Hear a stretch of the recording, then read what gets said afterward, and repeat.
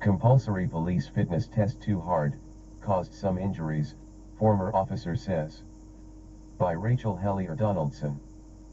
February 1, 2024, 9:36 a.m. A former police officer says the compulsory fitness test is too hard and needs to change if police want to recruit and retain more frontline staff. Other officers, both former and current, agree.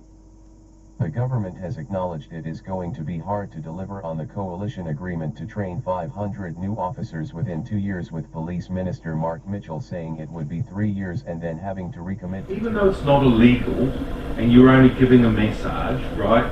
Giving a happy ending is seen as selling sex, right? And so even though prostitution is not illegal in this country, right? It's not. It would be seen as morally incorrect, but it's not illegal. Right? Darren Cassidy told me about that. Hold on a second. I mean, you know, you've got, am I correct? Mark Mitchell? Yeah. Right, does he come and see you? Yeah, for the past. Police Minister Mark Mitchell saying it would be 3 years and then having to recommit to 2.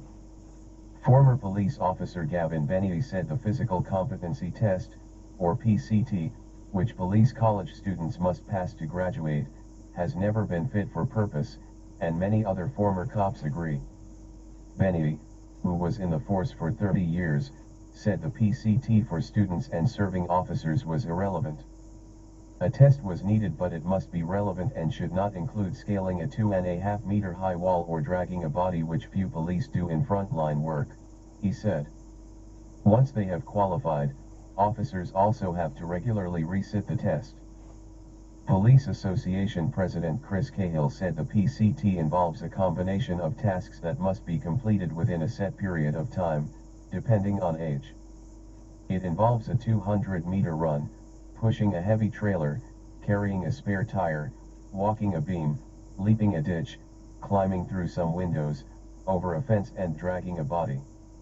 He said officers aged 50 plus do not have to climb over the wall, due to how upper body strength changes over time. Benny said he was aware of a number of officers who had been injured doing the test. Cahill confirmed this, saying figures from 2020 show there were 108 injuries, but it was likely the number of minor accidents was higher. The association said it did as much as it could to ensure people could stay. One police officer seriously hurt her knee leaping across a ditch. She recovered but was unable to do the test because of the psychological trigger. The officer could do every other test, and the association argued that should be enough to stay on. The police agreed. Cahill said every year about 3 to 4 staff who had been injured on the job could not pass the test and had to leave. Asked if the test should be made easier, he said it had been peer-reviewed and deemed fit for purpose. But he said it was a divisive issue. There's very strong polar opposite views about whether it's relevant.